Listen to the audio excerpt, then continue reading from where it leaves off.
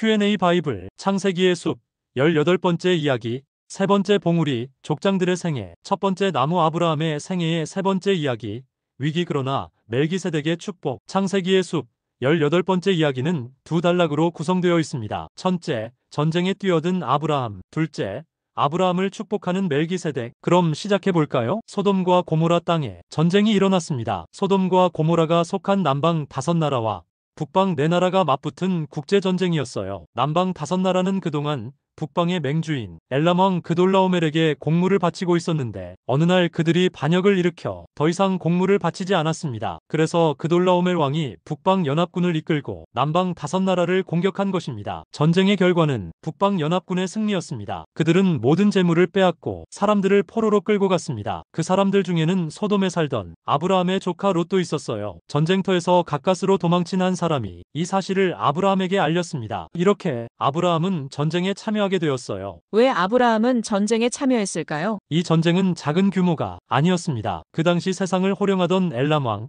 그돌라오멜이 주도하는 국제전쟁이었어요. 작은 부족에 불과한 아브라함이 맞설 상대가 아니었어요. 그런데도 아브라함은 자신이 데리고 있던 가신 318명을 이끌고 북방 연합군을 추격했습니다. 북방 연합군은 이미 단까지 올라가 있었고 아브라함이 있던 곳은 아모리 족속 마므레의 땅, 훗날 초대 유다 왕국의 수도가 되는 헤브론이었습니다. 헤브론에서 단까지는 100km가 넘는 먼 거리예요. 아무리 달려도 며칠은 걸리는 거리인데 아브라함은 포기하지 않고 달리고 또 달렸습니다. 왜 그렇게 했을까요? 바로 조카 롯 때문이었습니다. 아브라함이 이 전쟁에 뛰어든 이유는 롯을 향한 사랑 때문이었어요. 이길 수 없는 싸움이었지만 사랑이 있었기에 주저하지 않고 도전한 것입니다. 마침내 아브라함은 북방연합군이 있는 곳까지 도달했고 기습하여 모든 재물과 포로들을 되찾아왔습니다. 이길 수 없는 싸움에서 어떻게 승리할 수 있었을까요? 하나님께서 함께 하셨기 때문입니다. 조카 롯은 단순히 가족이 아니라 신앙적으로는 성도, 곧 교회의 형제자매를 상징합니다. 교회의 형제자매를 사랑하는 것,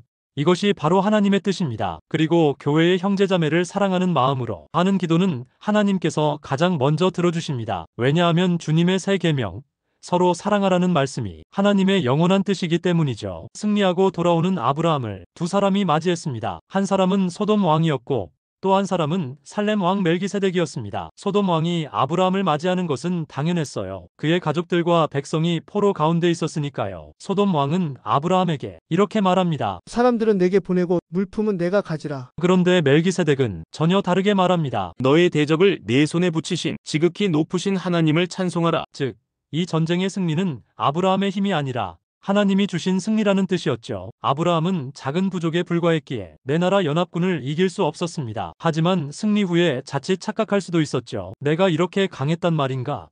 라고요. 멜기세덱은 아브라함의 착각을 바로잡아주고 있었습니다. 멜기세덱은 누구인가요? 성경 속 멜기세덱은 아주 특별한 존재입니다. 그는 떡과 포도주를 가지고 나왔습니다. 이것은 예수님의 살과 피를 상징하지요. 아브라함은 멜기세덱에게 11조를 바쳤고 멜기세덱은 아브라함을 축복했습니다. 여기서 중요한 질문이 있습니다. 축복하는 자가 더 큰가요? 아니면 축복받는 자가 더 큰가요? 당연히 축복하는 자가 더 큰 자이지요. 아브라함은 이스라엘 민족의 조상입니다. 성경에서 아브라함보다 큰 인물은 없습니다. 모세도 다윗도 아브라함의 후손일 뿐입니다. 그런데 멜기세덱은 아브라함을 축복했고 성경은 그를 하나님의 제사장이라 부릅니다. 아직 제사장 제도가 세워지기 전이었는데도 말이지요. 히브리서 7장 1절에서 7절. 이 멜기세덱은 살렘 왕이요 지극히 높으신 하나님의 제사장이라. 그 이름을 해석하면 먼저는 의의 왕이요 그 다음은 살렘 왕이니 곧 평강의 왕이요 아버지도 없고 어머니도 없고 족보도 없고 시작한 날도 없고 생명의 끝도 없어 하나님의 아들과 닮아서 항상 제사장으로 있느니라. 아브라함에게서 10분의 1을 취하고 그를 위하여 복을 빌었나니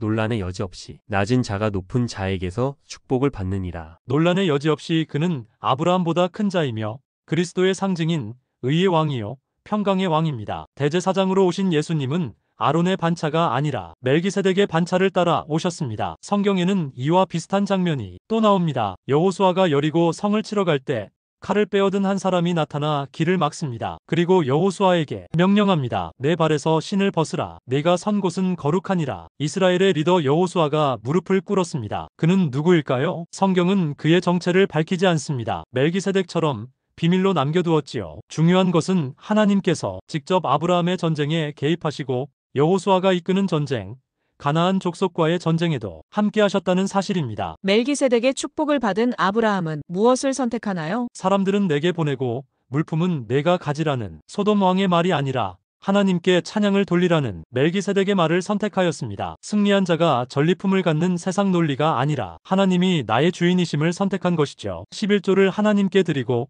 나머지는 모두 잃어버렸던 자들에게 돌려주었습니다. 아브라함에게 전쟁의 위기가 찾아온 것처럼 우리 삶에도 위기가 찾아옵니다. 그때 우리는 무엇을 의지해야 하나요? 멜기세덱은 떡과 포도주를 들고 나왔는데 이것은 십자가에서 내어주신 예수님의 살과 피를 상징합니다. 하나님의 백성은 십자가의 은혜를 의지할 때 승리한다는 것을 보여줍니다. 세상의 위기 속에서도 내 힘이 아니라 십자가의 은혜를 의지하여 승리하는 삶을 살아가는 여러분 되시기를 축복합니다. 감사합니다.